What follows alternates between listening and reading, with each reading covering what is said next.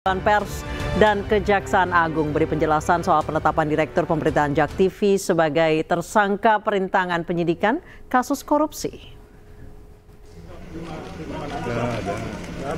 Kita sama-sama satu profesi. Dewan Pers dan Kejaksaan Agung beri penjelasan soal penetapan Direktur Pemberitaan JAK TV berinisial TB sebagai tersangka perintangan penyidikan kasus korupsi. Dalam keterangannya di kantor Kejaksaan Agung Selasa siang, Dewan Pers menyebut menghormati proses hukum yang tengah bergulir di Kejaksaan Agung. Dewan Pers juga mengatakan pihaknya tidak ikut campur dalam proses penyidikan pidana yang menyeret Direktur Pemberitaan JAK TV tersebut. Meski demikian, Dewan Pers menegaskan bahwa urusan konten pemberitaan merupakan ranah Dewan Pers yang nantinya akan melakukan penilaian. Sementara itu, Kejaksaan Agung menyebut penetapan tersangka Direktur Pemberitaan JAK TV tidak terkait dengan konten pemberitaan, melainkan TB sebagai personal. Terkait penanganan perkara, kalau memang ada bukti-bukti yang cukup bahwa kasus tersebut terkait dengan tindak pidana, maka ini adalah kewenangan penuh dari Kejaksaan Agung untuk menindaklanjuti prosesnya. Dewan Pers tentu tidak ingin menjadi lembaga yang cawe-cawe terhadap proses hukum. Tetapi terkait dengan pemberitaan, untuk menilai apakah sebuah karya pemberitaan itu masuk kategori karya jurnalistik atau bukan, ini adalah kewenangan etik dan yang melakukan penilaian adalah Dewan Pers, sebagaimana yang ditunjuk di dalam Undang-Undang 40 tahun 99. Dan untuk ini, maka saya selaku Ketua Dewan Pers dan juga Pak Jaksa Agung disaksikan langsung oleh Pak Kapuspen dan anggota Dewan Pers sepakat untuk saling menghormati proses yang sedang dijalankan dan masing-masing menjalankan tugasnya sebagaimana mandat yang diberikan oleh undang-undang kepada kami. Pertama, bahwa perbuatan yang dipersangkakan kepada yang bersangkutan itu adalah perbuatan personal yang tidak terkait dengan media. Itu tegas. Dan yang kedua, bahwa yang dipersoalkan oleh kejaksaan bukan soal pemberitaan. Karena kita tidak anti kritik.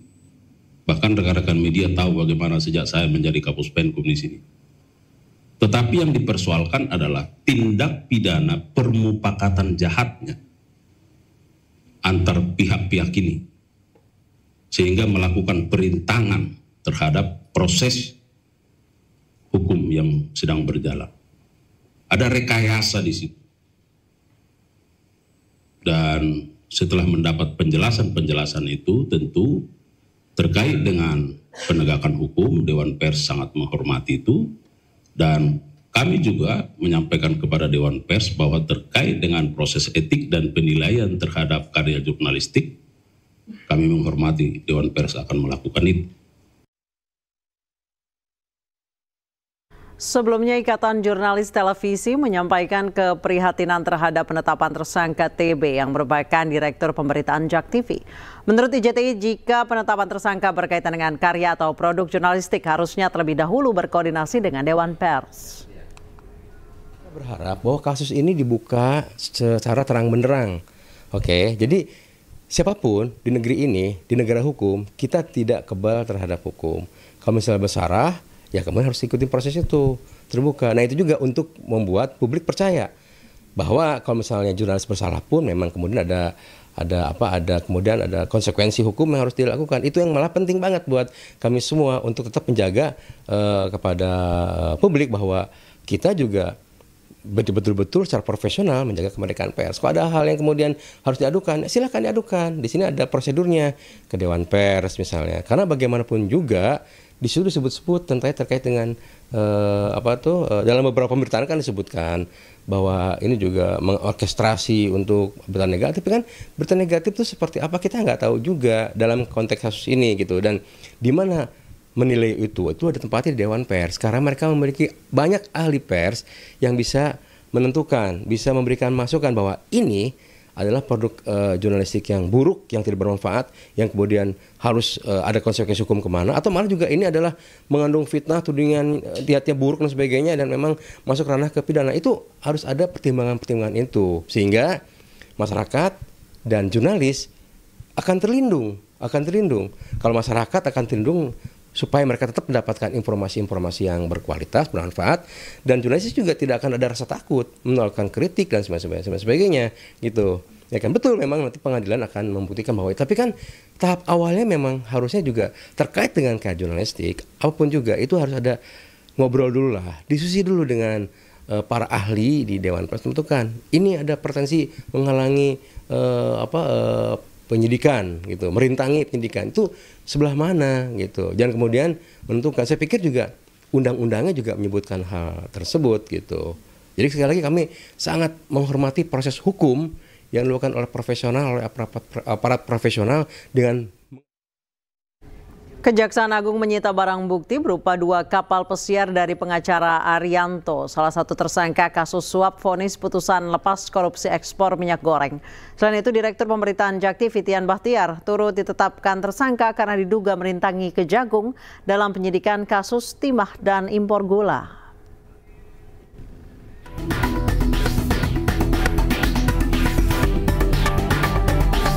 Selain 2 kapal pesiar, Kejagung juga menyita 3 unit mobil mewah dari tersangka Arianto.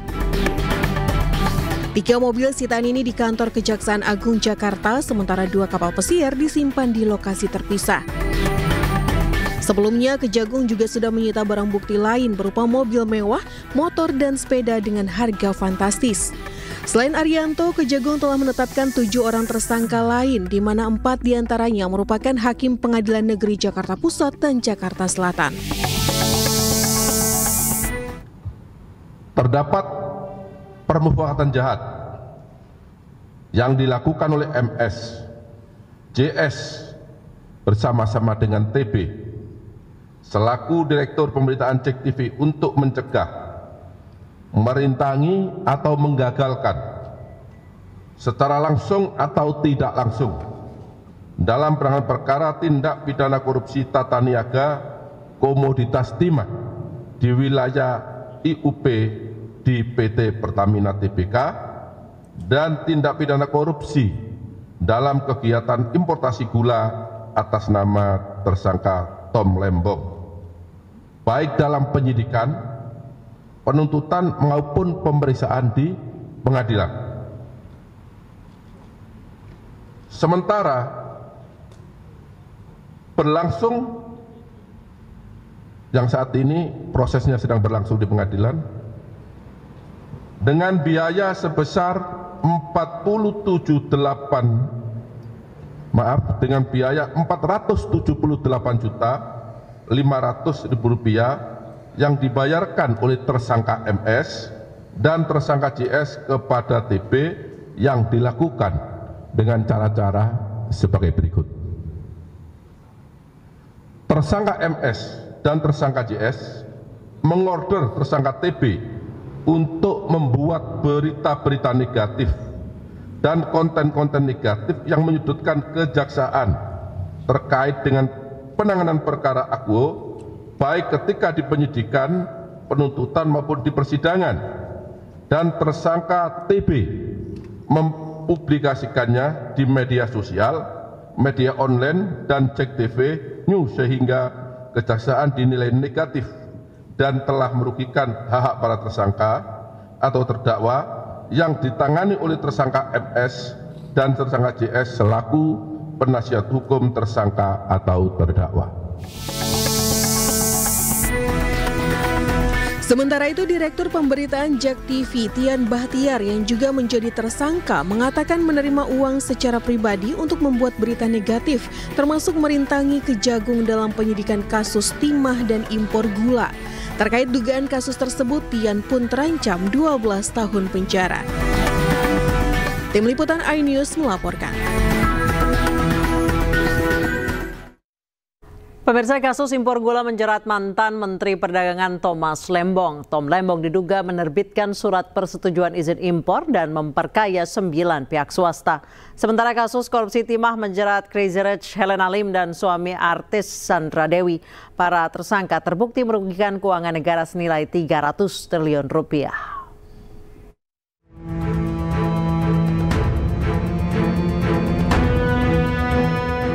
Mantan Menteri Perdagangan Thomas Dikasih Lembong terjerat dugaan korupsi impor gula pada tahun 2015-2016.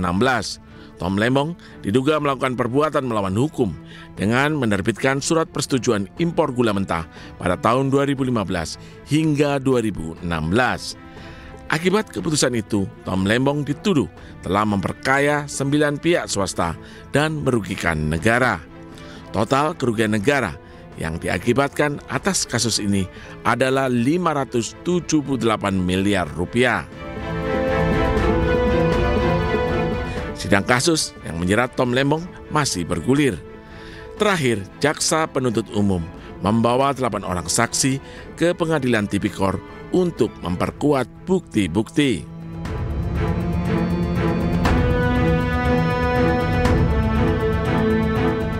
Kasus korupsi tata niaga komoditas timah menjadi perhatian publik. Selain nilai korupsi fantastik sebesar 300 triliun rupiah, nama-nama publik figur ikut terseret dalam kasus ini.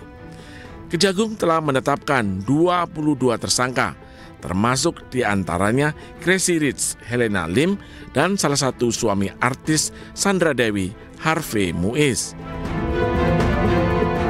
Sempat divonis ringan, Harvey Muiz akhirnya mendapat vonis hukuman 20 tahun penjara.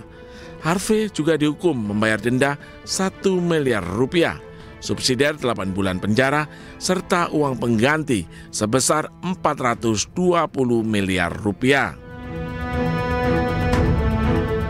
Sementara Helena Lim divonis 10 tahun penjara dengan hukuman denda 1 miliar rupiah, subsidiar 6 bulan penjara, dan uang pengganti sebesar 900 juta rupiah. Tim Liputan iNews melaporkan.